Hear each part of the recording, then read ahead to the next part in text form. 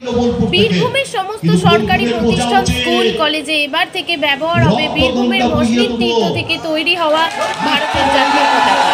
বীরভূমের সিউড়ির মসলিন তীর্থে সেই কাজের শুভ সূচনা করলেন বীরভূমের জেলাশাসক বিধান রায়। অন্যান্য জায়গায় জাতীয় পতাকার 3টি রঙের কাপড় সেলাই করে তৈরি হয় জাতীয় পতাকা, কিন্তু এই মসলিন তীর্থে তৈরি হওয়া পতাকা হবে 3টি রঙের, একটি মসলিন ধান কাপড়ে। 2018 সালে এই মসলিন তীর্থের উদ্বোধন করে মুখ্যমন্ত্রী মমতা বন্দ্যোপাধ্যায়। গায়ের জোরে কি সম্মান অর্জন করা যায়? গায়ের জোরে কি সম্মান অর্জন করা যায়? গায়ের জোরে কি চেয়ার দখল করা যায়? যায় না, যায় না। এটা বুঝে নিতে হবে। আমি লাস্ট ওয়ার্নিং দিলাম,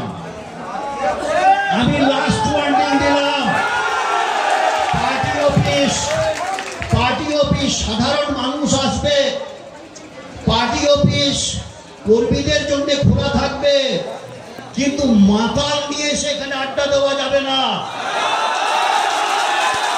যাদের কাছে রিভলভার পাওয়া যায়, পুলিশ যেটা রিকভারি করেছে, সেই মাল এনে পার্টি অফিসে বসানো যাবে না।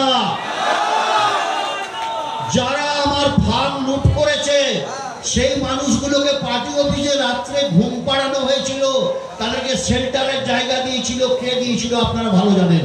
কোন জায়গায় নিয়ে যাওয়া হয়েছে জানেন? কোন জায়গায় নিয়ে যাওয়া হয়েছে জানেন? এটা বোঝার চেষ্টা করবেন।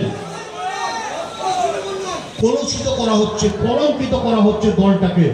আমি আজকের এই সভা থেকে আপনাদের মাধ্যমে আমাদের হাই লেভেলে আবেদন রাখলাম, জেলা কোর কমিটির কাছে আবেদন রাখলাম, অবিলম্বে আমার সমস্ত অভিযোগ সরজমিন তদন্ত করে যারা উপযুক্ত দোষী তাদের বিরুদ্ধে দলীয় শৃঙ্খলার মধ্যে থেকে দলীয় রুলসকে মেনে তাদের বিরুদ্ধে কঠোর ব্যবস্থা নিতে হবে।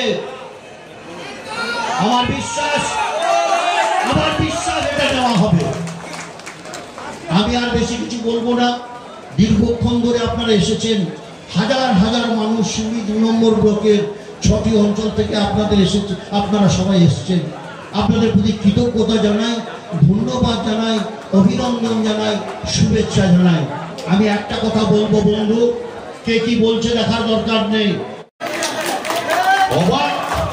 দলটাকে রসাতলে নিয়ে যাওয়ার চেষ্টা, দলটাকে ডুবিয়ে দেওয়ার চেষ্টা, অবাক হয়ে যাচ্ছি আমরা। কি পরিবেশ তৈরি করে দিল বোলপুর থেকে।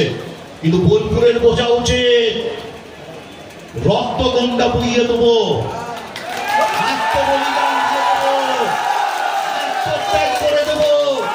তৃণমূল কংগ্রেসের ক্ষতি হতে দেব না।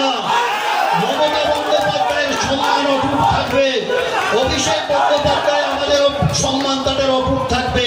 তাদেরকে নিয়ে আমাদের সবকিছু, তারাই আমাদের কাছে আদর্শ, তারাই আমাদের কাছে শিক্ষা, সবকিছুই আমাদের কাছে।